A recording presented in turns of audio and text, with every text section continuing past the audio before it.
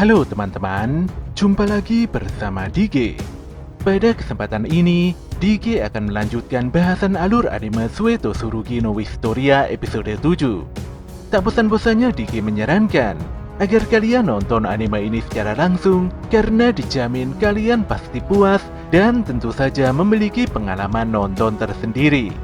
Tapi jika kalian gak ada waktu, maka mampir ke sini adalah pilihan yang paling tepat. Karena DG dengan senang hati akan menceritakan semua kisahnya untuk kalian semua. Sebelum lanjut, buat kalian yang baru saja menemukan channel ini, ada baiknya untuk subscribe dulu. Jangan lupa juga untuk menyalakan notifikasinya, agar kami semakin semangat untuk menghadirkan konten-konten terbaik buat kalian. Oke, langsung saja. Persiapkan diri kalian and enjoy!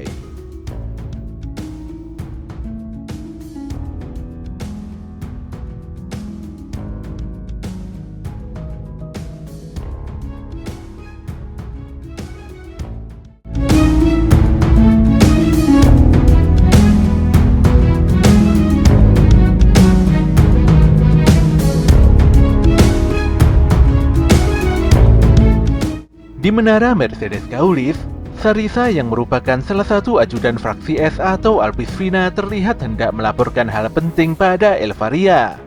Namun ternyata gadis itu malah tidur di tempat duduknya.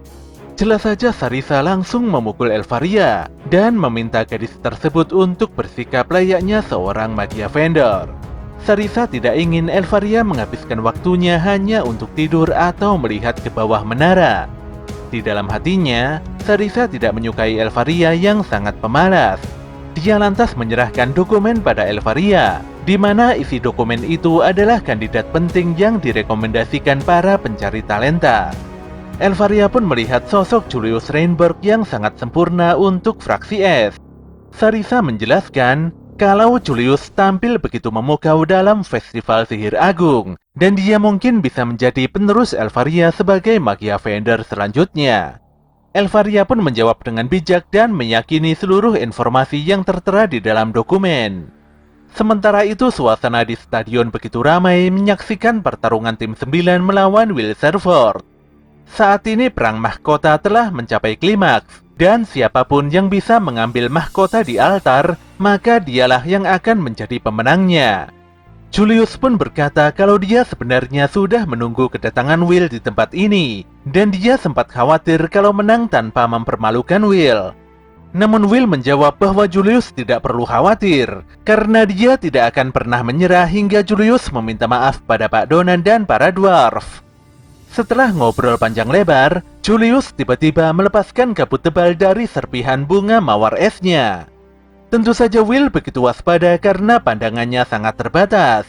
Pun demikian, Will memiliki kemampuan prediksi akurat lewat pendengarannya dan dia dapat memperkirakan di mana posisi musuh-musuhnya. Walau mampu menghindari serangan es besar di belakangnya, tapi Will menyadari kalau dia harus bergerak cepat dan tidak boleh berdiam diri. Sambil berlari, dia mulai berpikir untuk mencari posisi musuh berdasarkan asal serangan sihirnya. Will pun bisa menghindari beberapa serangan. Namun saat berhasil menemukan posisi Julius, Will malah terkena serangan yang membuatnya terdesak mundur. Julius pun bertanya mengapa Will terus-terusan berlari, padahal dia dan timnya sedari tadi hanya diam saja. Tentu saja Will begitu terkejut setelah menyadari kalau Julius memiliki cloning sejumlah 5. Bahkan tidak hanya Will, semua penonton dibuat sangat kebingungan melihat fakta yang sangat aneh ini. Will pun sempat berpikir kalau sihir Julius adalah sihir ilusi, tapi pemikirannya buyar karena salah satu sosok Julius di hadapannya meledak hingga menjebaknya di dalam bongkahan batu es. Seluruh penonton pun nampak tercengang. Bahkan Edward dan Wagner juga kebingungan karena Julius mampu menguasai teknik sihir milik Elvaria, yaitu Elglass-Froze. Teknik sihir tersebut adalah sihir Elvaria yang dinamai berdasarkan namanya untuk menghargai prestasinya setelah berhasil menciptakan 12 sihir orisinal. Jadi pada intinya Julius berhasil menguasai salah satu dari 12 sihir orisinal Elvaria, di mana itu adalah sihir klona tubuh yang terbuat dari es. Dengan sombong Julius berkata kalau dia memang berbakat. Julius berhasil menguasai sihir ini sendirian, dan hal ini membuatnya semakin yakin kalau dia sudah semahir magia Fender walau hanya menggunakan salah satu sihirnya saja. Dia pun mengejek fraksi Albisvina, dan suatu hari nanti dia akan membongkar seluruh rahasia teknik Elfaria. Jawaban itu pun membuat Will begitu marah. Dia menghancurkan es yang membelenggunya dan segera menerjang Julius. Namun gerakannya terhenti karena para klona Julius terus menggempurnya dengan serangan es. Saat para klona tersebut mendekati Will yang masih waspada, tanpa diduga klona-klona itu meledak dan mengurung Will di dalam penjara prisma segitiga. Penjara itu begitu kuat, dan saking kuatnya pedang Will tidak sanggup untuk menghancurkannya. Tidak berhenti di situ, Julius lantas menjatuhkan serangan balau es yang begitu besar di atas Will. Semuanya pun terdiam sekaligus kaget melihat benda dingin tersebut merangsek masuk ke dalam arena. Semuanya pun bersorak keras ketika melihat kekuatan Julius yang begitu berbeda. Bahkan Pak Edward mulai mengakui kalau Julius memang layak mendapatkan kredit lebih dari 10.000. Julius pun merasa di atas angin dan dia menyampaikan pada para pencari talenta bahwa dia memang cocok untuk menjadi pengganti Elfaria. Namun Julius begitu kaget setelah menyadari kalau Will masih belum kalah. Will menghancurkan es yang mengekangnya dengan tebasan pedang di tangannya. Setelah menerima serangan super dingin tersebut, Will pun berterima kasih pada Julius karena sihir pemuda tersebut berhasil membuatnya berpikir dingin. Will masih berusaha untuk bersikap tenang. Jika membahas soal Elfaria, entah mengapa dirinya selalu mudah emosi dan menggebu-gebu. Julius dan kedua temannya pun langsung menggempur Will dengan tembakan es. Namun dengan gerakan yang sangat cepat, Will langsung membelakangi kedua rekan Julius dan segera melumpuhkannya. Will sudah mengetahui kalau teknik Julius tidaklah sempurna. Teknik serangan Will ini pun mengingatkan Pak Edward bahwa pemuda itu memang sangat sulit ditebak. Ini juga yang membuat Pak Edward harus rela memberikan Will tambahan kredit ketika melawan muridnya itu beberapa waktu yang lalu. Dengan dikalahkannya kedua member tim 9, maka disitulah klona milik Julius hancur seluruhnya. Faktanya, Julius mengandalkan kedua temannya untuk mengendalikan klonanya.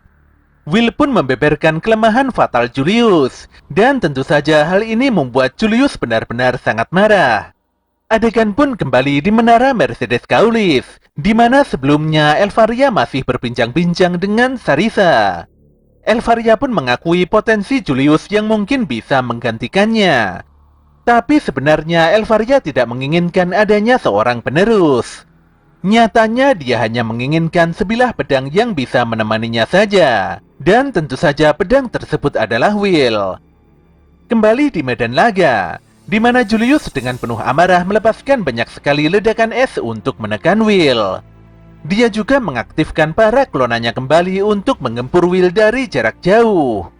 Di dalam hatinya, Julius mengakui kalau dia memang belum sanggup untuk menggerakkan 4 klonanya secara bersamaan. Tanpa bantuan siapapun, klonnya hanyalah Meriam yang tidak bisa bergerak. Tapi Julius nampak santai saja, karena dia yakin kalau Will tidak akan mungkin bisa menemukannya. Seluruh klonanya nampak sama persis, sulit dibedakan dan bahkan sangat proporsional. Tapi pemikiran Julius itu buyar seketika karena Will telah berhasil menemukannya. Tentu saja Julius sangat kaget dan segera membuat barrier pelindung es untuk mengamankan dirinya. Namun itu tidak berguna karena Will bisa menghancurkan penghalang itu dengan sekali tebasan pedang. Akibatnya, Julius pun terpukul mundur oleh bongkahan esnya sendiri. Dia pun bertanya dengan serius, mengapa Will bisa menemukannya semudah ini? Will pun menjawab kalau suhu tubuh para klona berbanding terbalik dengan suhu tubuh penyihirnya. Suhunya juga bisa semakin rendah tergantung sihir apa yang digunakan. Dikarenakan Julius masih kurang mahir menggunakan sihir Elfaria, maka akan muncul beberapa serpihan es di bawah kaki para klona. Mendengar hal ini, Julius pun begitu kaget, dan seluruh klonanya langsung hancur lebur. Julius sungguh tidak terima mengapa anak gagal seperti Will bisa jauh lebih memahami sihir daripadanya. Will pun bercerita bahwa sejak dari kecil dia sudah berteman dengan Elfaria. Keduanya adalah anak terlantar yang tumbuh bersama di panti asuhan. Hal inilah yang membuat Will benar-benar memahami sihir Elfaria dari siapapun. Will sangat mengagumi dan selalu belajar dari Elfaria. Tapi sayangnya dia tidak bisa mencapai level gadis tersebut. Julius pun begitu kesal karena dia berpikir kalau Will sedang mengarang cerita. Tapi Julius terduduk lesu karena Will berhasil menghempaskan serangan esnya. Will pun mengakui kehebatan Julius, karena tidak ada satu penyihir pun yang bisa menggunakan sihir sahabatnya itu. Namun faktanya, Elfaria telah menciptakan sihir itu pada saat umurnya masih 2 tahun. Will melanjutkan bahwa Julius tidak perlu berbangga diri karena sihir itu masih belum sempurna dan memiliki banyak sekali kekurangan. Will pun menyebut Julius sebagai raja berkulit badak karena terlalu sombong hanya karena bisa menguasai salah satu sihir Elfaria. Saat ini Julius sangat depresi setelah mengetahui tentang fakta menyedihkan ini. Dirinya yang sangat amat bangga ternyata hanyalah selevel dengan seorang balita. Anehnya dia malah bangkit dan tertawa terbahak-bahak. Dia juga meledakkan seluruh kekuatannya hingga menciptakan 8 buah klona. Julius benar-benar mulai kesetanan dan tidak bisa berpikir logis. Dia tidak peduli dengan pengendalian klonnya. Yang penting dia akan menghancurkan Will dengan melesatkan banyak sekali sihir es. Tapi Will tetap tenang saja, karena dia sudah terbiasa dikerjai oleh lebih dari 8 klon Elfaria. Ketika Julius melesatkan banyak sekali balok es besarnya, disitulah Will bergerak cepat dan menghancurkan satu demi satu klon milik Julius. Sikap tenang Will membuat Julius mulai ketakutan, dan dia meminta semua klonnya untuk segera menghentikan Will. Dia pun kabur menjauh sembari melepaskan beberapa serangan. Tapi Will bergerak jauh lebih cepat sambil menebas para klona Julius. Berbagai serangan bisa dihentikan Will. Dia tidak pernah berhenti berlari dan terus mengayunkan pedang di tangannya. Will pun menghancurkan klona yang terakhir dengan melemparkan pedangnya. Hingga pada puncaknya, dia berlari mendatangi Julius dan melesatkan tinju super kuatnya sampai gigi Julius nampak rontok tidak karuan. Pemuda es itu pun terhempas hebat hingga menabrak dinding. Dia pun langsung tersungkur dan tidak sadarkan diri begitu saja. Seluruh penonton pun begitu riuh melihat pertandingan yang begitu epik ini. Semuanya sungguh tidak menyangka kalau si anak gagal di tengah arena berhasil mengalahkan siswa elit dengan kredit lebih dari 10.000. Fakta ini nampaknya mencuri perhatian Lihana di balik tribun penonton. Namun setelahnya dia pergi begitu saja meninggalkan stadion. Sedetik kemudian, tanpa diduga Wignall merebut mahkota di tengah arena. Will pun begitu kaget karena sedari tadi dia terus sibuk bertarung melawan Julius. Disinilah Mike bersuara bahwa pemenang perang mahkota tahun ini adalah tim 12 yang dipimpin oleh Wignall. Bersamaan dengan itu, berbagai kilauan kembang api yang begitu indah nampak menghiasi langit stadion. Sion nampak sangat serius setelah mengetahui kalau Will yang tidak bisa sihir berhasil mengalahkan Julius sang pioner. Pemuda itu lantas pergi, dan dia berjanji bahwa pada suatu hari nanti Will akan bertekuk lutut di hadapannya. Colette pun berlari mendatangi Will yang terlihat sangat kelelahan. Sementara Will meminta maaf pada Colette karena dia sudah kecolongan hingga membuat timnya kalah. Pun demikian Will sangat lega karena dia telah berhasil menepati janjinya dalam menjaga harkat dan martabat bangsa dwarf. Malam itu suasana di kedai Gina terlihat begitu ramai. Sangat jelas sekali kalau semua orang sedang merayakan kemenangan Will di festival sebelumnya. Para dwarf berterima kasih pada Will dan Colette karena keduanya telah berusaha sekuat tenaga dalam memperjuangkan harga diri bangsa dwarf. Pak Donan pun bertanya, apakah ada pencari talenta yang memberikan penawaran menarik pada Will? Colette pun menjawab bahwa Will tidak mungkin mendapatkan penawaran tersebut walau dia telah meraih prestasi yang cukup gemilang. Selain bertengkar dengan sesama teman, tim 6 juga gagal memenangkan kompetisi. Colette pun begitu kesal dan menumpahkan seluruh kesalahan pada Sion. Walau Sion menolak datang dalam kegiatan makan-makan bersama ini, tapi Pak Donan tetap bahagia melihat Will memenangkan duel. Dia lantas memandangi Julius dan kedua rekannya yang berakhir menjadi pelayan di kedai Gina. Julius pun terlihat kesal dan terus mengeluhkan mengapa dirinya harus bekerja di kedai ini. Gina lantas menjelaskan bahwa dia dan para dwarf tidak menerima permintaan maaf saja, melainkan harus dengan tindakan yang nyata. Selain itu, kedainya juga kekurangan pegawai. Julius pun benar-benar tidak memiliki pilihan lain. Dia merasa sudah sangat sial karena kalah dari Will serta dijauhi oleh para pencari talenta. Pak Warner pun terlihat maklum dengan apa yang telah terjadi hari ini. Yang jelas situasi esok pasti akan semakin rumit. Semua itu terjadi karena Will telah menunjukkan kemampuannya yang begitu unik di hadapan semua orang. Warner sendiri tidak mau ambil pusing, walau setelah ini mungkin saja semua orang berhenti meremehkan Will. Selang sehari kemudian, para siswa terlihat membicarakan kegiatan praksis akbar yang sebentar lagi akan dimulai. Praksis tersebut adalah kegiatan mengeksplorasi dungeon dalam waktu seminggu. Para siswa pun banyak yang belum menentukan tim, dan jika ditanya lebih lanjut maka mereka berharap bisa menjadi satu tim dengan siswa elit. Ketika Will dan Colette tengah jalan bersama, mereka pun dihentikan oleh beberapa siswa. Para siswa itu pun menginginkan Will bergabung bersama mereka untuk sekedar mengikuti praksis akbar. Mereka juga mulai merayu serta membujuk Will dengan berbagai alasan. Colette pun baru menyadari bahwa inilah yang dikhawatirkan oleh Pak Warner sebelumnya. Kini semua orang tidak lagi meremehkan Will setelah mereka menyaksikan kemampuan Will yang di luar nalar.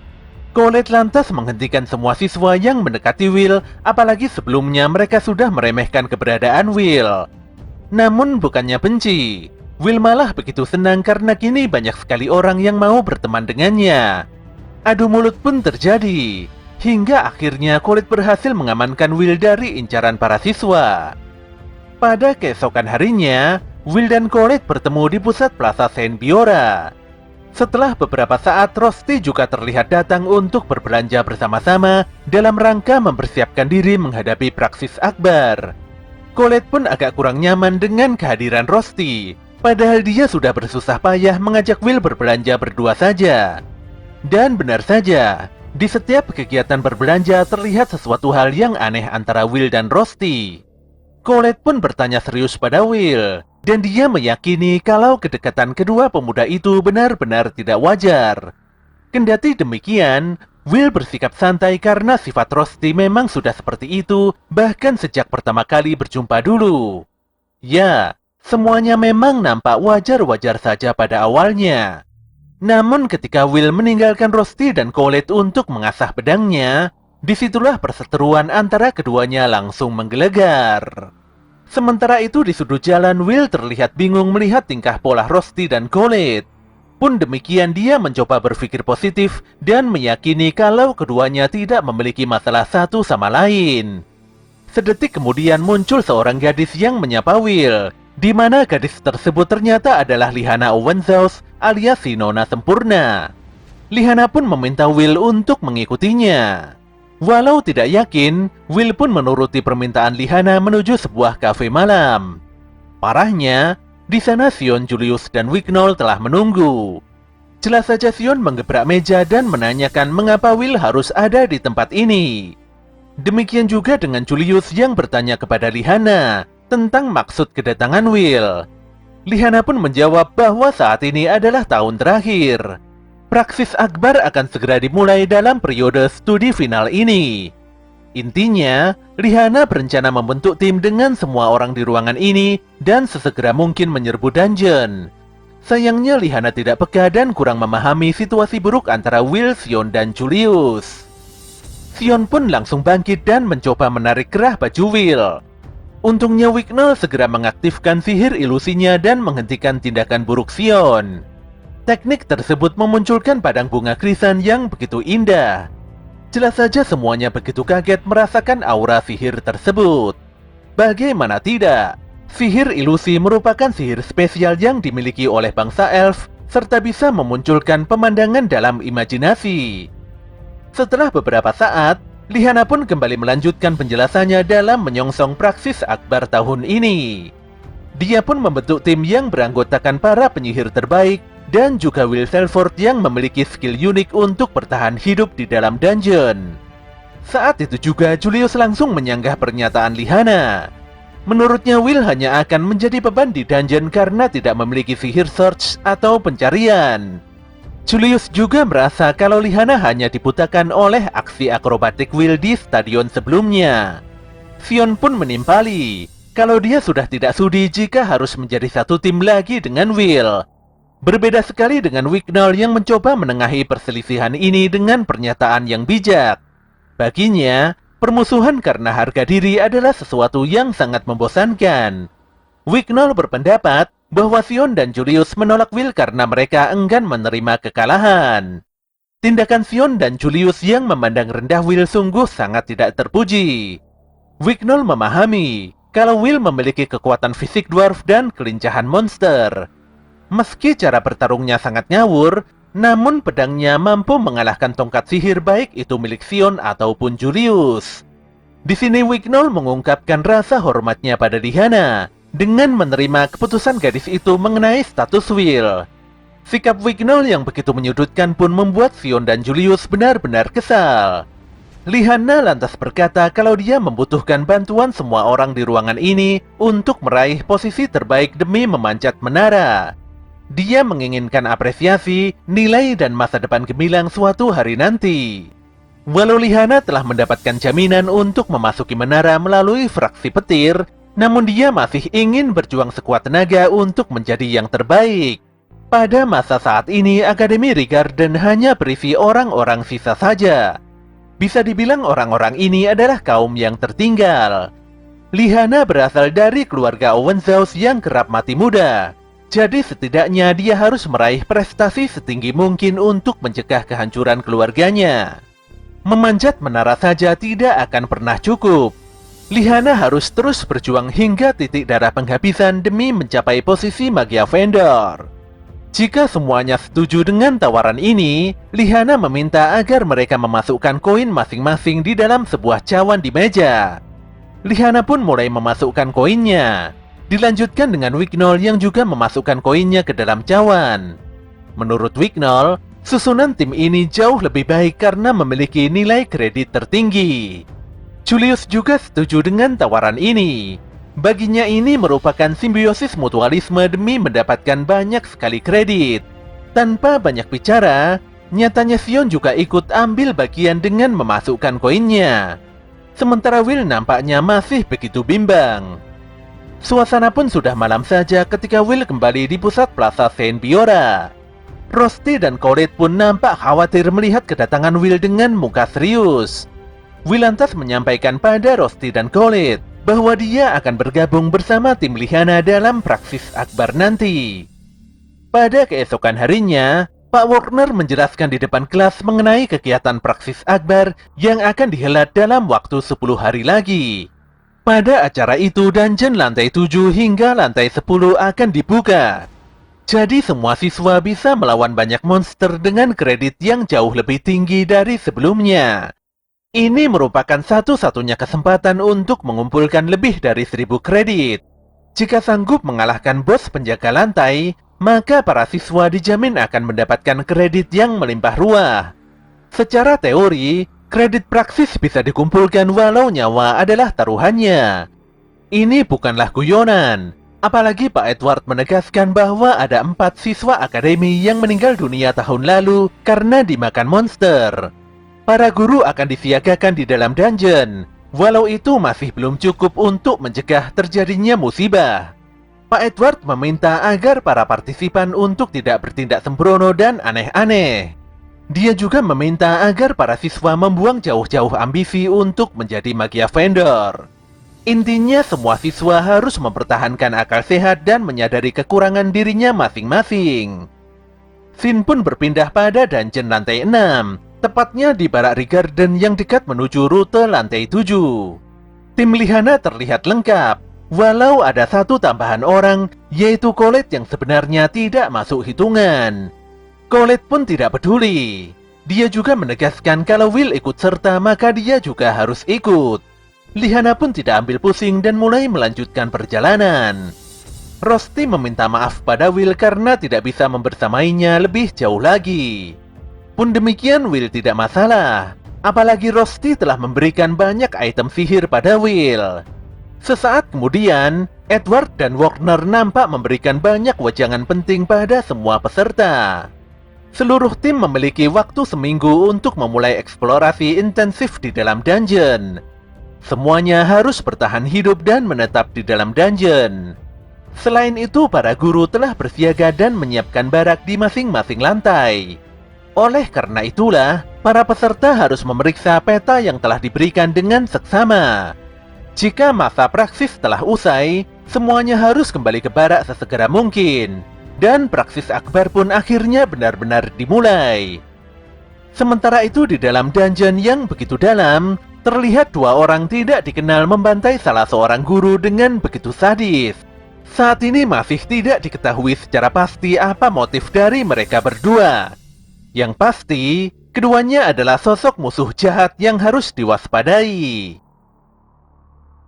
Seluruh peserta praksis akbar langsung melesat cepat sesaat setelah kegiatan besar itu dimulai. Will pun agak kebingungan, karena dia masih belum terbiasa menyelaraskan pergerakan timnya sendiri. Selain itu, banyaknya monster yang muncul secara tiba-tiba membuat Will benar-benar sangat waspada. Dia pun merasa tergerak untuk memberikan bantuan, karena teman-temannya pasti dirugikan dalam pertarungan jarak dekat. Namun saat dia hendak melawan, tiba-tiba saja Wignall langsung menghentikannya. Sedetik kemudian, Lihana terlihat bergerak dengan cepat serta memberikan serangan kejutan petir pada para monster. Hebatnya, para monster semut merah itu langsung hancur berkeping-keping setelah menerima serangan petir Lihana. Sambil tersenyum, Wignall menjelaskan tentang asal-usul Lihana, di mana marga Owenzaus merupakan keluarga kesatria. Lihana sendiri nyatanya adalah penyihir dengan spesialisasi pertarungan jarak dekat. Dan tentu saja penyihir tipe ini bisa dibilang jarang di antara para penyihir. Detik itu juga Lihana menyampaikan pada rekan-rekannya bahwa mereka tidak boleh berebut kredit dengan tim lain. Jadi mau tidak mau, mereka semua harus bergerak secepatnya agar bisa mendahului tim yang lainnya. Mengingat pesan Pak Warner beberapa waktu yang lalu, Will menyadari kalau persepsi dan responnya tidak seluas cakupan sihir search milik timnya. Tentu saja ini merupakan kelemahan yang sangat fatal, apalagi search merupakan sihir terpenting untuk mengeksplorasi dungeon. Search adalah sihir umum yang digunakan untuk mendeteksi adanya musuh atau anomali. Jadi mau tidak mau sihir ini harus dikuasai para penyihir untuk menjelajahi dungeon. Will pun terlambat mendeteksi musuh. Para monster itu pun dibantai habis oleh yang lainnya. Hal ini pun membuat Wignall mulai meragukan penilaian Lihana. Setelah melihat Will yang tidak membantu apa-apa. Namun Lihana tetap berpikir positif karena Will belum mendapatkan kesempatan saja. Tapi tetap saja, pada akhirnya gadis itu juga mulai meragukan Will. Setelah menyerap jejak sihir monster di dalam tongkat sihir, Wignall dan yang lainnya mulai pergi meninggalkan Will yang masih sibuk mengumpulkan sisa tubuh monster. Will terpaksa melakukan ini untuk mendapatkan tambahan kredit akibat keterbatasannya yang tidak memiliki tongkat sihir. Namun demikian, Will sudah menduga hal ini sejak awal. Di hadapan Colette, dia tersenyum dan berjanji untuk mencari jalan lain demi membantu timnya. Walau pada faktanya dia masih belum juga mendapatkan kesempatan untuk menunjukkan keahliannya. Will pun agak depresi. Ternyata rekan setimnya terlalu hebat hingga tidak memerlukan bantuannya. Jika begini terus, bisa-bisa Will hanya akan menjadi pembawa barang saja. Setelah seharian menyusuri dungeon, Lihana menginstruksikan pada membernya untuk beristirahat. Wignall pun mengaktifkan sihir ilusi api sebagai benteng perlindungan. Walaupun api itu hanya ilusi dan tidak panas sama sekali, tapi para monster jadi tidak berani mendekat. Will lantas membuka perbekalan di tasnya dan membagi-bagikan pada rekan setimnya. Namun saat dia hendak membagikan ransum itu pada Wignall, elf itu nampak risih dan tidak mau didekati. Tanpa bertele-tele, Wignall pun menyampaikan kalau dia sebenarnya tidak ingin bersentuhan dengan Will secara langsung. Dia melanjutkan kalau bangsa elf hanya boleh bersentuhan dengan orang yang diakuinya saja. Jelas saja Will begitu terkejut. Colette pun terlihat kesal karena Wignall begitu rasis. Namun Wignall sudah tidak mau berdebat karena dia adalah seorang elf. Sudah bukan rahasia umum kalau elf memang bersikap demikian.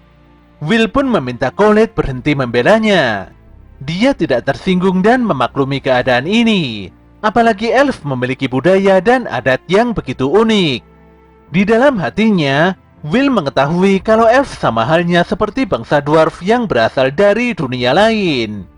Namun elf adalah ras sihir yang sangat dihormati. Solidaritas mereka sangat tinggi dan tidak sombong. Bangsa elf jauh lebih hebat dari para penyihir dalam berbagai bidang. Bahkan salah satu magia vendor adalah seorang elf. Di sela-sela waktu istirahat, Lihana mulai membahas rencana serta tujuan utamanya, yaitu mengalahkan Luminous Naberus. Monster berkepala 3 itu memiliki nilai 110 kredit, di mana kredit tersebut adalah yang terbesar dalam Praksis Akbar. Naberus merupakan penjaga tunggal yang mendiami dungeon lantai 10, dan kabarnya monster itu kerap menimbulkan korban jiwa. Bisa dikatakan kalau Luminous Naberus adalah bos dungeon Praksis Akbar. Jadi itulah tujuan utama Lihana. Dia ingin menunjukkan pada Menara bahwa timnya bisa mengalahkan monster dengan nilai yang fantastis. Lihana memang terkesan terburu-buru, namun dia beralasan bahwa untuk menghadapi Naberus diperlukan kondisi yang prima. Oleh karena itulah Lihana fokus mengincar bos dungeon dulu, baru setelahnya menghadapi monster yang lainnya. Untuk memudahkan rencananya, Lihana akan melewati rute terpendek menuju Naberus. Di sisi lain, salah satu penjahat yang muncul sebelumnya terlihat membantai banyak manusia dan juga para monster. Makhluk tanpa kepala yang biasa dipanggil Headless itu nyatanya melakukan aksi jahatnya hanya karena kesal saja.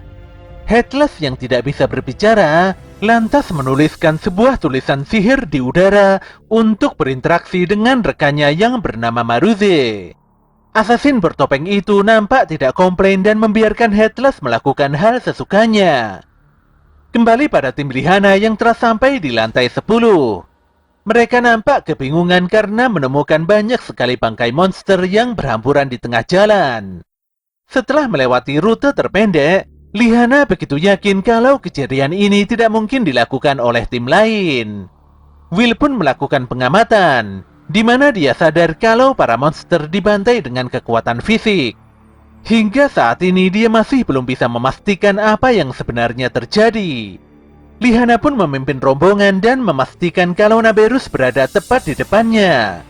Namun betapa kagetnya dia setelah menemukan monster tersebut tewas bersimbahkan darah. Seluruh member pun mengaktifkan search untuk menemukan kejanggalan. Sayangnya mereka tidak menemukan apapun, walau jejak sihir musuh masih belum menghilang. Di sini dapat dipastikan kalau Naberus baru saja dikalahkan. Namun mereka masih tidak mengetahui siapakah yang mengalahkan bos penjaga lantai 10 ini. Will pun mengingat ajaran Pak Wagner, di mana search memang berguna tapi tidaklah mutlak. Sadar kalau ada monster yang bisa menghindari search, Will pun segera menoleh ke atas dan menemukan monster besar yang siap menyemburkan nafas lasernya. Jelas saja dia segera memperingatkan timnya untuk waspada. Dia pun berusaha menahan serangan laser si monster dengan pedangnya. Tentu saja Will terpental karena serangan si monster memang sangat kuat. Wignall pun terhempas dan menabrak dinding setelah menerima pukulan kuat si monster. Ketika semua member bersiap melesatkan serangan kuat bersama-sama, saat itu juga monster tersebut memukulkan tangannya ke tanah hingga menjatuhkan semua orang ke lantai dungeon yang semakin dalam. Will berusaha menyelamatkan Wignall yang sudah tidak sadarkan diri. Wignall sendiri mengalami luka yang cukup serius di lengannya. Sementara itu Julius dan Sion terlihat berjuang bersama dalam menghadapi monster yang datang menyerang. Mereka sadar kalau saat ini tengah berada di lantai 11 yang merupakan wilayah kewenangan pihak menara. Hanya penyihir senior saja yang boleh memasuki zona berbahaya ini. Di lokasi terpisah, Colette terlihat mengkhawatirkan Lihana yang berdarah-darah. Lihana sendiri telah menyadari bahwa dia berada di dungeon yang berbahaya. Struktur labirin dan kekuatan monster di lantai ini sangat berbeda dari sebelumnya. Tapi waktu terus berjalan. Jika tidak segera berkumpul dengan member yang lainnya, maka semuanya akan binasa di dalam dungeon ini.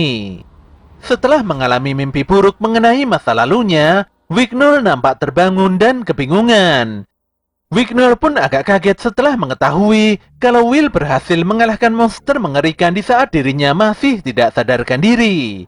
Sayangnya Wignall masih keras kepala dan tidak mau menerima bantuan Will untuk merawat lukanya. Dengan serius Wignall menegaskan bahwa dia tidak akan pernah sudi disentuh oleh anak gagal seperti Will. Dia pun meminta peralatan medis pada Will dan setelahnya mengobati dirinya sendiri. Saat ini Will tengah memikirkan keadaan Colette dan yang lainnya. Apalagi mereka hanya membawa perbekalan sederhana. Sebagian besar perbekalan yang dibawa Will hancur dan hanya menyisakan beberapa peralatan medis serta senjata. Melihat kondisi lingkungan yang begitu ekstrim, Will memperkirakan kalau timnya hanya memiliki waktu sehari saja untuk bertahan hidup. Will lantas meminta Wignall untuk bersiap menyusuri dungeon agar mereka bisa berkumpul dengan yang lainnya. Namun Wignall menolaknya. Jika tersesat di dalam dungeon, maka semuanya harus mengikuti protokol dan menunggu tim penyelamat.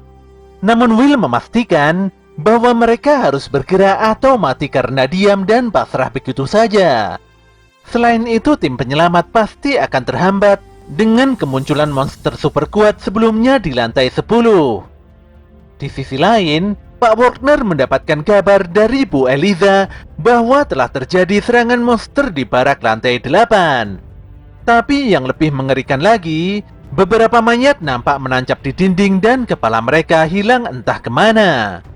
Bu Eliza masih belum mengetahui kondisi di lantai 9 ke bawah, tapi dia sudah menduga kalau kondisinya tidak jauh berbeda dengan lantai 8 ini. Jelas saja Wagner begitu tercengang. Dia pun menduga tentang adanya dalang busuk di balik insiden mengerikan ini. Sedetik kemudian Edward datang dan memastikan bahwa Praksis Akbar telah dibatalkan. Kegiatan ini sudah di luar batas dan membahayakan nyawa para peserta. Edward dan Wagner pun mau tidak mau harus turun ke bawah untuk memberikan bantuan. Kembali pada Will dan Wignall, yang mana mereka sedang berdebat mengenai penggunaan energi sihir. Kemampuan deteksi Will dan search milik Wignall jelas sangat berbeda. Will pun memberikan masukan penting agar energi Wignall tidak terkuras habis karena melakukan tindakan yang tidak penting. Wignall bertugas mendeteksi hawa keberadaan musuh dari jarak jauh, sementara Will dan Kiki akan menghadapi serangan kejutan musuh dari jarak dekat. Tapi yang lebih penting, mereka harus fokus menghindari pertarungan sebanyak mungkin untuk sekedar menghemat tenaga. Wignall sungguh tidak mengerti mengapa Will begitu tenang dalam kondisi segawat ini. Will pun hanya tersenyum. Dia lantas menjelaskan tentang pengalamannya yang sering tersesat hingga ratusan kali di dalam dungeon. Setidaknya hanya itu sajalah yang membedakan Will dan Wignall. Sesaat kemudian keduanya nampak waspada karena kemunculan 3 ekor monster babi. Monster yang dikenal dengan nama Gergesas ini membuat Will tidak memiliki pilihan selain melawan. Dia pun melawan 2 monster di depan, sementara 1 monster di belakang akan dihadapi Wignall. Wignall berhasil menjatuhkan musuh yang menjadi lawannya. Tapi di sini dia malah kaget bukan main setelah menyaksikan pergerakan Will yang begitu cepat dalam menghabisi 2 Gergesas. Hal ini pun membuat Wignall tidak sadar kalau seekor Gergesas mulai mendekat dan hendak menyerangnya. Ketika Wignall tidak mungkin melepaskan serangan sihir, dia pun mengeluarkan trik sihir ilusi api untuk mengelabuhi Gergesas. Sayangnya monster itu tidak terpengaruh dan tetap menyerang Wignall. Jelas saja Wignall sangat ketakutan dan menjerit keras. Untungnya detik itu juga Will langsung melemparkan belatinya di kepala Gergesas. Dia lantas berlari kencang dan menebas perut monster babi jahat itu hingga terbelah jadi dua bagian. Ternyata Gergesas tidak memiliki mata, tapi penciumannya sungguh sangat luar biasa. Oleh karena alasan itulah sihir ilusi Wignol tidak berguna sama sekali untuk melawan Gergesas. Anehnya Wignol malah tertawa lebar, padahal Will sudah memuji kehebatannya. Wignol pun mengungkapkan rahasia terbesarnya, di mana selama ini semua orang telah salah dalam menilainya. Ya, Wignol adalah siswa yang tidak berbakat. Dia hanyalah satu-satunya elf yang hina dan gagal dalam kehidupan ini. Wignol menegaskan kalau dirinya adalah satu-satunya elf yang gagal dan tersisa di akademi ini. Hingga saat ini semua elf telah naik ke menara. Wignol sering dianggap tidak berbakat dan merupakan aib terbesar bagi bangsa elf. Walau hanya memiliki sihir ilusi yang sangat biasa saja, namun Will sangat mengapresiasi Wignol karena dia mampu mencapai posisi 3 besar.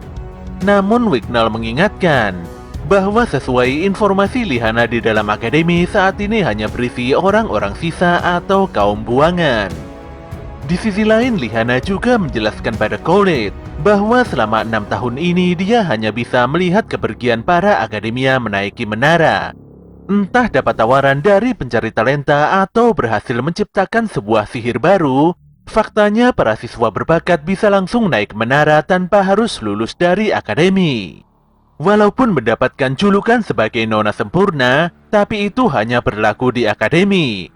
Dengan tatapan kosong, Lihana berkata pada Khalid bahwa semua siswa tahun ini layaknya seekor ikan di sebuah kolam kecil.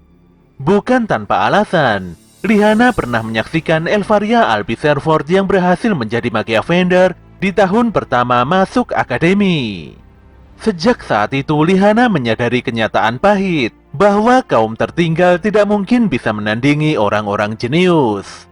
Sementara itu, Wignol juga menyadari serta merasakan pahitnya fakta setelah melihat kejeniusan saudari angkatnya. Ternyata saudari angkat Wignol adalah putri paling hebat yang menjadi kebanggaan bangsa elf, yaitu Eleanor Jorf-Alf sang Magia Vendor.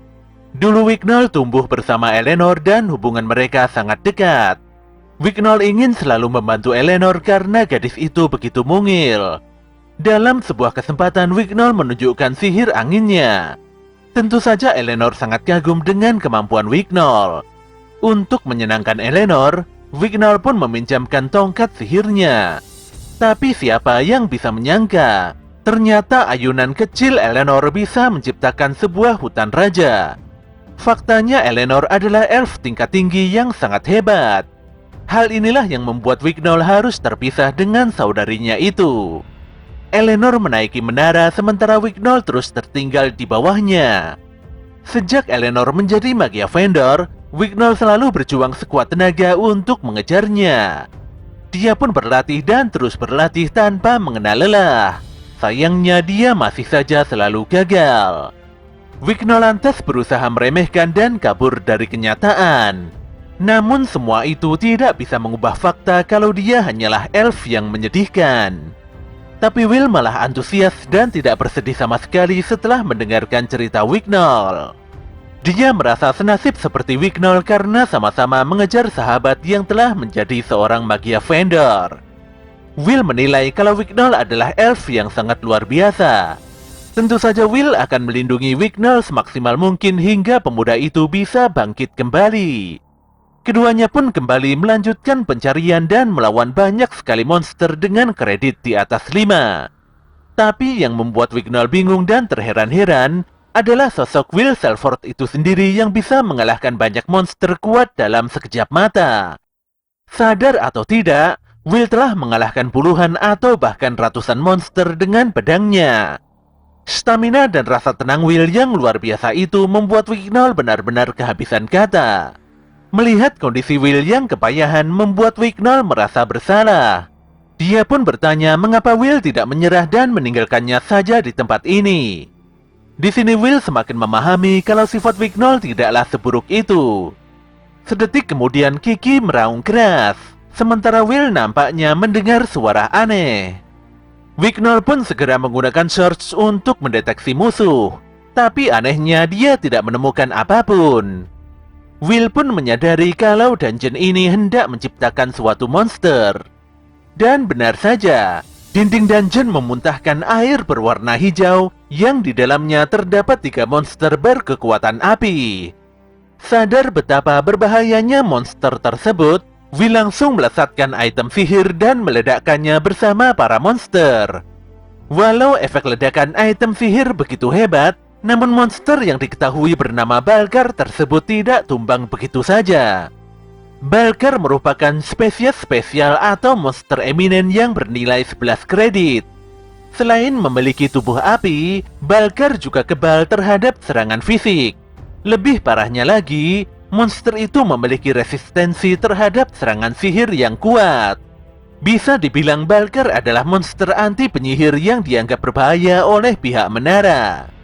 Satu-satunya cara untuk mengalahkan Balkar adalah dengan menggunakan sihir fantasi elf. Dikarenakan sudah tidak ada pilihan lain, Will dan Wignall harus mengalahkan 3 ekor Balkar tersebut. Sayangnya Wignall malah pesimis dan tidak yakin pada kekuatannya sendiri. Sambil menangis dia berkata bahwa sihir ilusinya masih belum sempurna. Takut akan kegagalan membuat Wignall sangat tertekan. Tapi Will justru meminta Wignall agar menerima kegagalan tersebut. Dikarenakan Will dan Wignall bukanlah jenius, maka mereka harus menerima kegagalan demi bisa melangkah maju. Walau Wignall masih belum yakin, namun Will selalu menguatkannya. Apalagi Will juga memiliki impian yang sama dengan Wignall, yang mana dia harus menyusul Elfaria yang sudah lama menunggunya di menara. Oleh karena itulah Will tidak akan mati sebelum berhasil memasuki menara. Pernyataan Will pun membuat Wignall benar-benar tersentak. Kini dia mulai menyadari kemiripannya dengan Will. Meskipun impian keduanya sama, namun perbedaan dalam mewujudkannya benar-benar sangat jauh. Will lantas melesat untuk menebas para Balkar di hadapannya. Seperti rumor yang beredar, pedangnya memang tidak mempan untuk menghajar Balkar. Wignall pun terdorong untuk melakukan sesuatu, dan dia mulai mengangkat tongkat sihirnya untuk membantu Will. Namun serangan sihirnya tidak mempan sama sekali. Hal ini pun membuat Wignall kembali terpuruk, padahal Will dan Kiki sudah berusaha mati-matian untuk melindunginya. Tapi Will terus memberikan semangat agar Wignall tidak berputus asa. Bagaimanapun juga tidak ada usaha yang bisa mengkhianati hasil. Intinya Will sangat percaya akan kemampuan sejati Wignall. Di dalam hati sanubarinya, Wignall masih meragukan ketulusan Will. Will yang bukan siapa-siapa malah mendukungnya, sementara bangsanya sendiri justru meninggalkannya. Wignall pun teringat akan semua kenangan buruk di masa lalu, di mana dia dikucilkan karena dianggap sebagai aib bangsa elf. Meski demikian, Wignall sudah muak akan tindakan buruk bangsanya sendiri. Bagaimanapun juga dia tidak ingin mengkhianati kepercayaan Will. Detik itu juga Wignall melihat bayangan Eleanor yang tersenyum di atas singgasananya. Dia pun berjanji tidak akan pernah menyerah untuk mengejar Eleanor. Wignall pun bangkit dan merapalkan mantra dengan penuh keseriusan. Hebatnya, sihir tipe alam milik Wignall langsung menerjang 3 ekor Balkar dengan begitu brutal. Alhasil, Balkar itu langsung lenyap berganti dengan hutan besar yang begitu rimbun. Setelah mengalahkan para Balkar, Wignall pun langsung meminta maaf pada Will mengenai sikap buruknya selama ini. Menurut Wignall, Will adalah pendekar pedang hebat yang layak untuk dihormati. Will pun bingung. Tapi setelahnya dia mengatakan sebuah fakta rahasia, di mana sesungguhnya Will telah mengagumi Wignall sejak dulu. Will begitu takjub melihat latihan dan keseriusan Wignall dalam menempa diri. Kini Wignall telah menjabat tangan Will, dan ini berarti Will telah mendapatkan pengakuan dari bangsa elf. Keduanya pun melanjutkan perjalanan dengan bantuan penciuman Kiki. Di lokasi lain, Fion dan Julius nampak bertengkar hebat dan saling mengejek satu sama lain. Meski kondisi saat ini begitu buruk, tapi keduanya masih berusaha survive serta berbagi luka bersama-sama. Sion pun menarik Julius untuk menyembunyikan diri. Mereka sadar bahwa musuh kali ini bisa menghindari teknik Surge. Dan benar saja, Julius begitu kaget dengan kemunculan banyak sekali Evil Sentinel. Berbeda sekali dengan Sion yang nampak begitu marah melihat para Sentinel. Dia pun berdiri dan akan menghadapi para Sentinel tersebut. Bagaimanapun juga, monster itu pernah membuat Sion mengalami penghinaan yang begitu buruk dalam hidupnya. Di sisi lain, puluhan Evil Sentinel nampak mengamuk dan menghancurkan barak di lantai 7. Para siswa pun berhamburan untuk menyelamatkan diri masing-masing. Ketika situasi sudah semakin memburuk, untungnya Pak Edward datang tepat waktu dan menghabisi seluruh Sentinel hanya dengan sekali ayunan tongkat. Pak Warner juga terlihat datang sembari menarik Edward guna menunggangi Sky Racer. Warner berkata bahwa sebagian besar siswa berhasil dievakuasi. Walau kebanyakan siswa hanya mencapai lantai 8, namun ada satu tim yang masih belum kembali. Tentu saja itu adalah tim Lihana yang terdiri dari 6 orang. Keduanya pun berusaha bergerak semaksimal mungkin untuk menyelamatkan tim tersebut. Di lantai 11, Colette terlihat meninggalkan beberapa item batu kristal di lantai sebagai penanda. Nampaknya sudah 16 jam semuanya terdampar di dalam dungeon yang mengerikan ini. Kondisi air dan makanan juga mulai menipis. Lihana dan Colette bisa beristirahat walau tidak bisa berlama-lama karena ancaman monster. Tiba-tiba saja Lihana meminta maaf pada Colette karena ambisinya mengejar ketenaran sudah membahayakan semua orang. Jelas saja Colette berusaha menguatkan Lihana, walau pada akhirnya dia meminta Lihana bertanggung jawab atas tindakannya itu. Di dalam hatinya, Colette selalu meyakini kalau Will pasti akan datang dan menyelamatkan semuanya. Will dan Wignall pun berlari kencang setelah menyadari akan adanya penyihir di depan mereka. Dan betapa kagetnya mereka setelah menyadari kalau penyihir tersebut adalah Sion dan Julius. Hebatnya, keduanya berhasil mengalahkan puluhan Sentinel walau nampak sangat kepayahan. Walau sikap Sion masih terlihat dingin pada Will, tapi sebenarnya dia senang melihat Will masih hidup. Sementara itu Lihana dan Colette didatangi oleh seorang guru. Menyadari ada yang tidak beres, Lihana segera menghentikan Colette karena hendak mendekati sosok guru tersebut. Ternyata guru itu adalah Pak Bruno, di mana hanya sedetik saja kepala beliau langsung jatuh dari lehernya. Ya, sosok yang mendatangi Lihana dan Colette adalah Headless. Tapi Headless tidak sendirian. Seperti biasanya, Headless ditemani oleh Maruze, sang asasin bertopeng. Jelas saja Colette dan Lihana sangat amat ketakutan. Walau kedua gadis itu hanya mendengarkan percakapan singkat kedua sosok tersebut. Colette pun bertanya apa maksud dari tindakan kedua penjahat itu. Di sini Headless menyampaikan bahwa mereka hanyalah penjahat biasa yang berkeinginan untuk menghancurkan langit. Lihana pun begitu tegang setelah menyadari kalau langit palsu yang dimaksud adalah penghalang buatan para Magia Vendor. Apalagi menurut legenda yang ada, malapetaka akan terjadi jika penghalang Magia Vendor hilang. Tanpa basa-basi, Headless pun berniat untuk menjebol kepala Lihana dan Colette. Dia lantas melesatkan sabit sihir hitamnya pada kedua gadis tersebut. Baik Colette dan Lihana nampak tercekat dan tidak memiliki waktu untuk menghindar. Untungnya Will datang di saat yang tepat dan menghancurkan serangan mengerikan Headless. Will bisa menemukan Colette berkat bantuan Kiki dan juga Colette sendiri yang telah meninggalkan jejak batu kristal di lantai dungeon. Di sini Headless sangat gembira karena banyak sekali kepala yang bisa dikoleksinya. Walau seluruh member telah berkumpul, namun Maruze malah menyeret Headless untuk mundur karena ada guru merepotkan yang sedang mendatangi tempat ini. Jelas saja Headless sangat kecewa.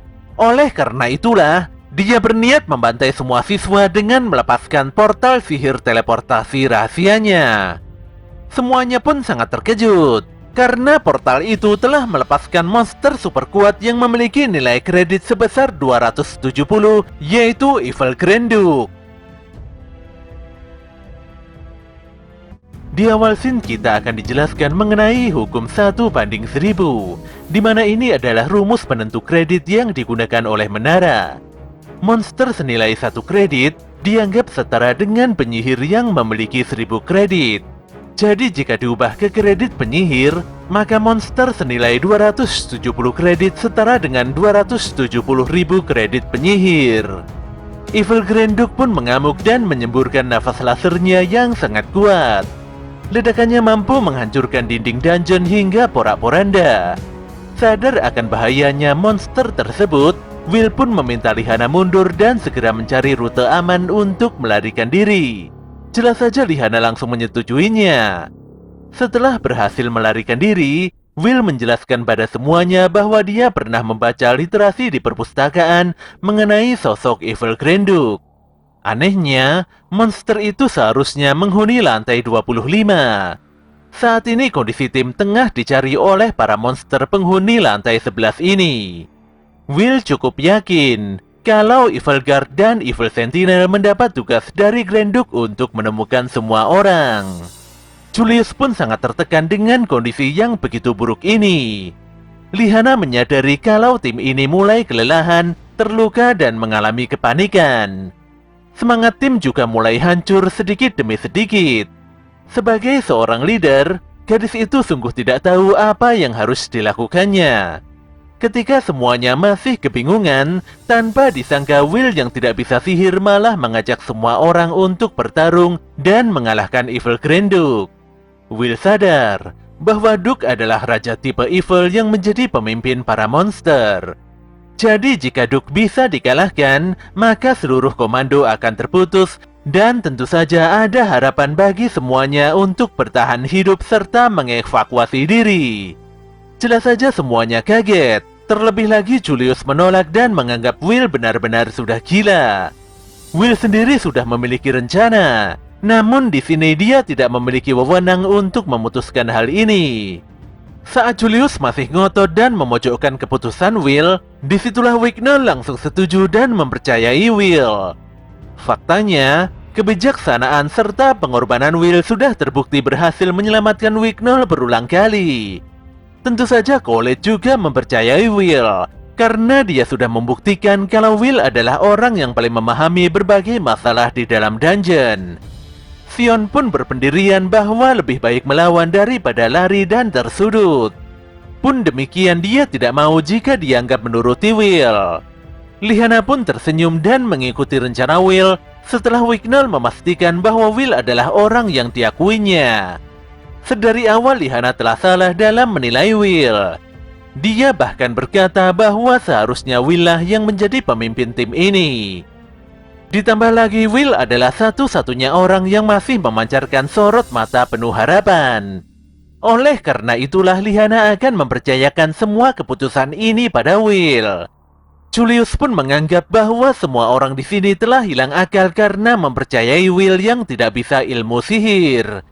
Will sendiri tidak menepis pernyataan Julius, tapi di sini Will malah menegaskan kalau kunci kemenangan ada pada Julius. Will pun meminta tolong pada Julius dengan mengajarkannya trik rahasia sihir Elfaria sang Albisvina. Jelas saja hal ini benar-benar membuat Julius rasa tidak percaya dan pada akhirnya mengikuti rencana Will. Planning pun dimulai dan semuanya nampak menepati posisi masing-masing untuk melakukan serangan. Grand Duke lantas meledakkan kloningan Julius dengan nafas lasernya.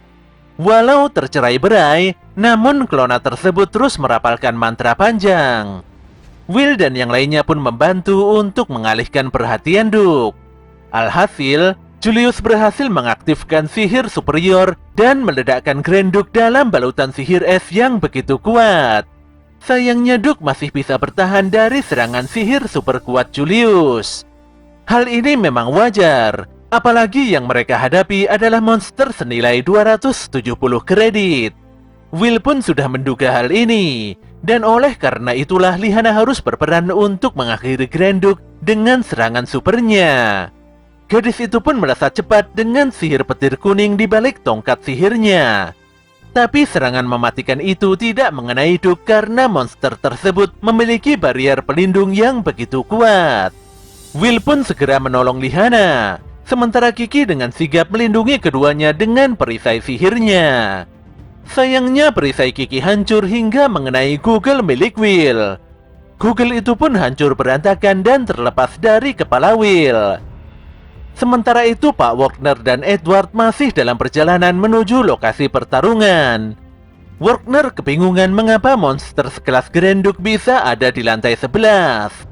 Edward sendiri tidak mau memikirkan hal itu, dan dia meminta Wagner untuk memacu Sky Racer-nya. Saat ini Will dan Lihana berhasil diselamatkan berkat sihir udara Wignall. Tapi Will benar-benar terpukul melihat Google-nya hancur berantakan.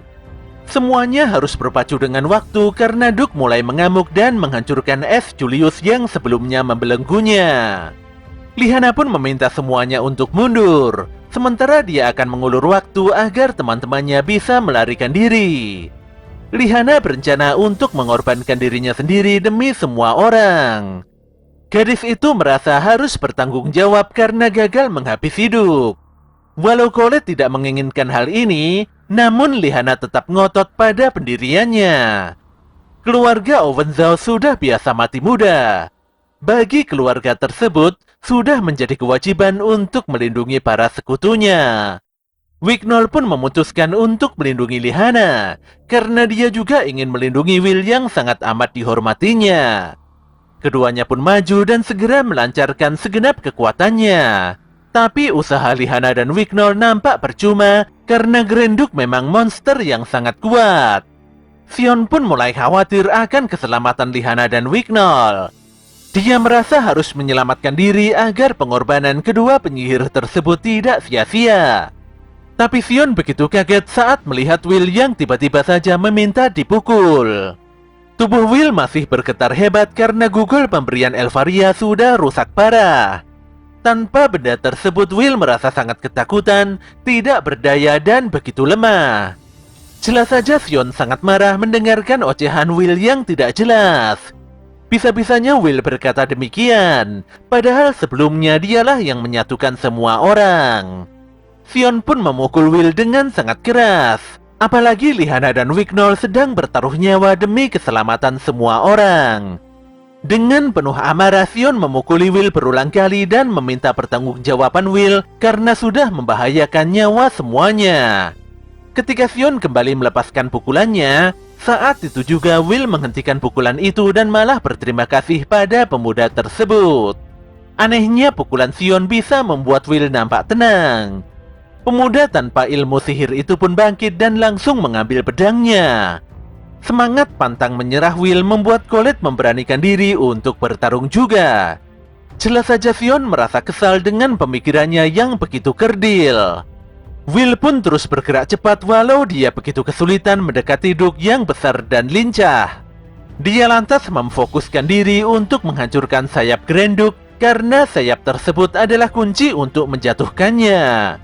Walau sangat ketakutan dan Google-nya hancur, tapi Will tidak pernah menyerah untuk teman-temannya.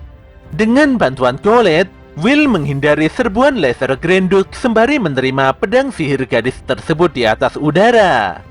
Pemuda itu pun menebaskan pedang petirnya dan berhasil memotong sayap sebelah kiri Grenduk. Jelas saja Duke mengerang kesakitan dan menembakkan nafas lasernya ke segala arah. Saat itu juga Sion melesat di langit dengan guardiannya. Walau Duke bisa menghancurkan burung apinya, namun Sion tetap menerobos serta merapalkan mantra panjang. Pemuda itu pun membakar dan meledakkan Grenduk dengan sihir api superiornya dari jarak dekat. Sayangnya Duke bisa bertahan walau masih diselimuti oleh api yang menyala-nyala. Semuanya pun tidak percaya. Padahal mereka sudah mengerahkan seluruh kekuatannya. Tanpa diduga sebuah kristal jatuh di hadapan Will. Dia pun mengambil kristal tersebut yang ternyata berasal dari Rosti. Dari kejauhan Rosti berharap agar Will bisa mengingat fakta tentang tongkat sihir dan pedang. Sin pun berpindah pada seorang perempuan yang memutuskan untuk melindungi dunia ini.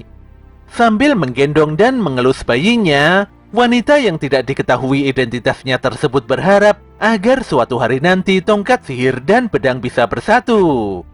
Will pun terpaku sambil melihat pedangnya yang sedari tadi tertancap di tanah. Dia pun langsung berlari mengambil pedang tersebut dan meminta Sion menembakkan sihir apinya. Walau tidak mengerti maksudnya, tapi Sion segera melepaskan sihirnya tepat pada pedang Will. Anehnya, pedang Will seperti menyerap seluruh aura sihir api Sion dengan maksimal. Jelas saja semua orang begitu kaget menyaksikan pedang Will Selford yang berselimutkan api menyala-nyala. Will sendiri terlihat kalem dan merasakan kekuatan super yang sangat meluap-luap di tubuhnya. Dia pun berlari kencang dan menghindari seluruh serangan laser Duke yang terus mengikutinya. Hebatnya, serangan berkekuatan besar milik Renduk berhasil dipatahkan Will. Will pun melesat dan menghujamkan pedang apinya tepat pada bos dungeon super kuat tersebut. Duke pun menjerit kesakitan, dan tebasan dahsyat itu pun berhasil menebas serta mematikan Evil Grand Duke hingga menjadi dua bagian. Semuanya pun seakan tidak mempercayai pandangannya, di mana Will Selford yang nol besar bisa menghabisi Grand Duke dengan pedangnya. Hebatnya, serangan super dahsyat itu meninggalkan bekas sabetan api di sepanjang lantai. Sesaat kemudian, Will merasakan kalau kekuatan supernya tersebut lenyap seketika dan pedangnya kembali normal. Anehnya, Will merasa bingung dari mana kekuatannya tadi berasal. Belum berhenti rasa kebingungannya, tiba-tiba saja Will dan yang lainnya diserang oleh banyak sekali gerombolan Evil Sentinel beserta Evil Guard. Ternyata kedua monster tersebut merespon dengan agresif karena jeritan Grand Duke sebelumnya. Lihana dan yang lainnya benar-benar tidak berdaya, apalagi mereka semua sudah tidak sanggup untuk bertarung lagi. Sementara itu Wagner dan Edward terus berusaha bergerak cepat untuk segera mencapai arena pertarungan. Ketika Evil Sentinel hendak mencabik-cabik Julius, detik itu juga sebuah tongkat sihir tertancap di lantai dan melenyapkan seluruh monster di dalam balutan cahaya terang yang sangat luar biasa. Melihat sihir pemusnah superior yang tidak biasa ini lagi-lagi membuat semua orang sangat amat terkejut. Will pun bertanya-tanya, siapakah yang telah melepaskan teknik sihir superior tersebut? Saat itu muncul beberapa orang dengan setelan jubah putih di sudut tempat. Dan bersamaan dengan itu, Wagner dan Edward baru saja tiba di TKP. Keduanya pun sadar bahwa nyatanya pemilik tongkat sihir yang menghancurkan seluruh monster itu adalah Aaron Masterias Old King atau sang Raja Magia Fender dari Masteria Noah. Will pun jadi bingung mengapa penyihir terkuat itu bisa ada di tempat ini. Aaron pun benar-benar mengapresiasi perjuangan Will dan rekan-rekannya yang mampu menghancurkan kegelapan di dalam dungeon. Semua penyihir pun langsung menundukkan kepala untuk menghormati sang raja. Ketika semua orang memperhatikan sosok sang raja, mata Will malah nampak terpaku pada seorang pemuda yang membawa begitu banyak perlengkapan di tasnya. Pemuda itu pun segera turun dan memandangi Will serta menanyakan namanya. Will dan pemuda itu pun saling berjabat tangan. Di sini juga diketahui kalau nama pemuda kecil tersebut adalah Finn. Di sisi lain, Maruze berkata pada Headless bahwa mereka telah mengambil keputusan tepat untuk membawa sebilah pedang merah. Jika sampai terkejar, tentu saja mereka tidak akan bisa mendapatkan item yang nampaknya sangat penting tersebut. Entah apa alasannya, intinya Maruze tidak sudi bertemu dengan Raja Magia Fender beserta pasukannya. Headless sendiri memastikan bahwa mereka telah berhasil menyelesaikan misi. Jadi dia berencana mengadakan pesta untuk merayakan kemenangan ini. Saat ini Akademi Regarden telah mengakhiri praksis akbar yang tidak lazim ini. Korban yang bertumbangan sejumlah 11 orang, dan parahnya seluruh korban adalah guru atau profesor. Berkat perjuangan para guru yang sangat luar biasa, semua siswa pun berhasil diselamatkan.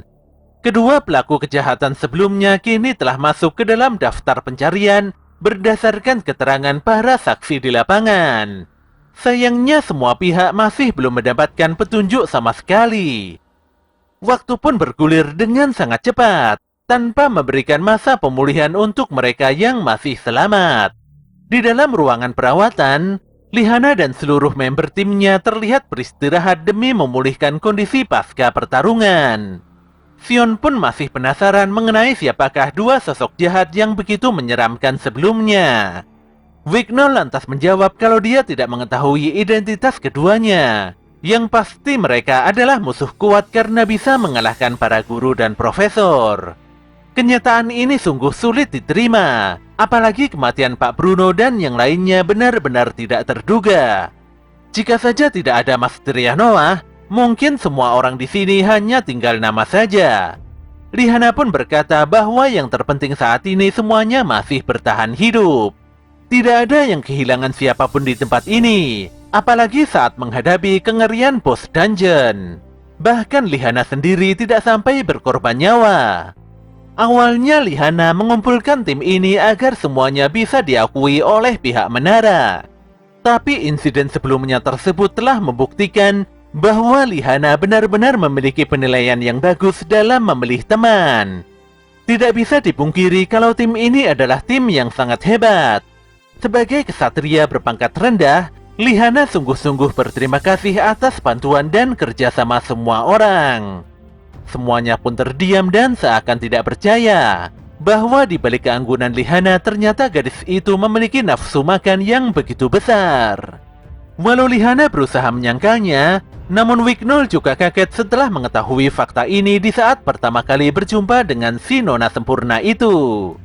Lihana pun mencoba mengalihkan pembicaraan dengan bertanya pada Will mengenai pertempuran sengit sebelumnya. Tanpa keberanian Will, mungkin semua orang di sini sudah tidak bernyawa. Will pun hanya menganggap kalau kerjasama timlah yang bisa membereskan amukan bos dungeon. Setelah itu Sion bertanya dengan serius tentang kekuatan apa yang digunakan Will di saat melahap sihir apinya. Kekuatan itu begitu hebat, hingga membuat Will nampak cemerlang dan kuat. Walau terlihat seperti penyerapan sihir, namun itu jelas sangat berbeda. Lihana juga menganggap kalau kekuatan tersebut bukanlah penguatan elemen. Bahkan disebut sihir sekalipun itu masih sangat meragukan. Setelah didesak oleh Sion, Will pun menjawab kalau dia tidak tahu apapun mengenai asal-muasal kekuatannya itu. Saat itu isi kepalanya benar-benar kosong. Colette dan Lihana pun berencana menanyakan keanehan ini pada Pak Wagner. Yang jelas fenomena ini harus terungkap karena sudah jelas bahwa hal yang dimiliki Will itu begitu istimewa. Will pun tiba-tiba teringat dan membahas mengenai pria mungil di antara tim ekspedisi Raja Magia Fender. Lihana pun berkata kalau sosok itu adalah bangsa Finn. Lihana mengetahui hal ini setelah membaca-baca dokumen tua milik keluarga Owenzaus.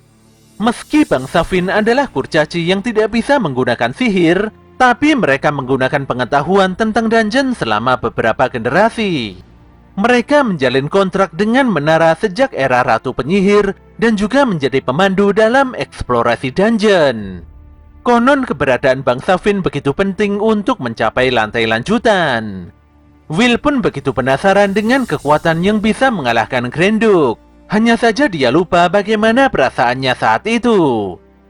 Pada malam harinya, Finn nampak mendatangi Bu Caldron di dalam ruangannya. Sekilas dari pembicaraan ringan yang ada, jelas sekali keduanya adalah teman lama yang begitu akrab. Caldron mengamati kalau ekspedisi kali ini bisa dibilang cukup lama. Finn sendiri berkata kalau dia dan tim ekspedisi sudah berhasil mencapai lantai 49. Raja Magia Fender kali ini membuat Finn dan yang lainnya harus kerja mati-matian. Sesaat kemudian Finn membuka sebuah kain di hadapan Bu Caldron, di mana isi kain tersebut adalah sebilah pedang yang rusak. Caldron pun mengerti bahwa pedang tersebut adalah senjata pembunuh penyihir yang sudah pernah dilaporkan sebelumnya. Finn langsung membenarkan hal itu. Ditambah lagi tim ekspedisi bertemu dengan orang-orang mencurigakan di lantai 40 dan bertarung habis-habisan. Akibat pertempuran itu, tim ekspedisi telah kehilangan 20 penyihir senior. Mereka benar-benar terpaksa melenyapkan semua musuh karena tidak ada pilihan lain. Pun demikian, Finn berani bertaruh kalau senjata pembunuh penyihir di hadapannya itu tidak akan muncul secara alami di dalam dungeon. Kemungkinan besar senjata itu adalah hasil eksperimen orang-orang yang tidak bertanggung jawab. Setelah ngobrol panjang lebar, Finn pun berpamitan karena Aaron telah memintanya untuk kembali ke dungeon demi melakukan penyelidikan. Dia lantas meminta pada Bu Cauldron agar bisa mempelajari senjata rusak yang dibawanya itu. Setelah menyimpan pedang tersebut, Cauldron mendapatkan peringatan dari Finn supaya lebih berhati-hati dalam bertindak. Sedetik kemudian Finn langsung menaiki meja Bu Cauldron. Sambil tersenyum Finn bertanya, mengapa Bu Cauldron menyembunyikan Will darinya? Bagaimanapun juga, para penyihir harusnya mengurus tongkat sihir dan tidak mengusik pedang yang masuk ke dalam ranah kewenangan Finn. Anehnya, pertanyaan Finn bisa membuat Bu Cauldron berkeringat dingin. Wanita itu menjelaskan bahwa Will adalah salah satu siswa di akademi ini. Dia ingin menjadi penyihir dan memanjat menara untuk mencapai posisi Magia Vendor. Finn pun menghela nafas panjang. Apalagi dia cukup sadar bahwa belum pernah ada pedang yang ingin menjadi tongkat sihir. Bu Cauldron pun merasa kalau Will bisa menciptakan gebrakan yang dahsyat. Finn pun tersenyum dan pergi meninggalkan ruangan Bu Cauldron. Untuk sementara ini, Finn akan membiarkan Will bersama akademi ini. Namun mulai detik ini juga, Finn akan ikut campur dalam menangani pemuda tersebut. Bu Cauldron pun tidak masalah dan membiarkan Finn melakukan sesukanya. Bagaimanapun juga semua ini dilakukan Cauldron untuk melampaui langit. Pada keesokan harinya, Will sudah berlatih pedang di lapangan bawah ruang perawatan. Hal ini membuat Colette tidak habis pikir, padahal semua orang saat ini masih terluka. Will pun cengengesan karena dia tidak nyaman berdiam diri terlalu lama. Banyak hal yang belum diketahuinya, jadi dia harus maju dan bersemangat dalam menjalani hidup demi menggapai impiannya. Julius pun tidak habis pikir mengapa Will memiliki tubuh yang begitu kuat. Dia pun mengira kalau Will adalah dwarf berkedok penyihir. Jelas saja Wicknoll tidak terima jika Will disamakan dengan dwarf. Menurutnya Will adalah pendekar pedang yang layak dihormati. Lihana sendiri menilai kalau kesungguhan dan ketulusan Will adalah sumber kekuatannya.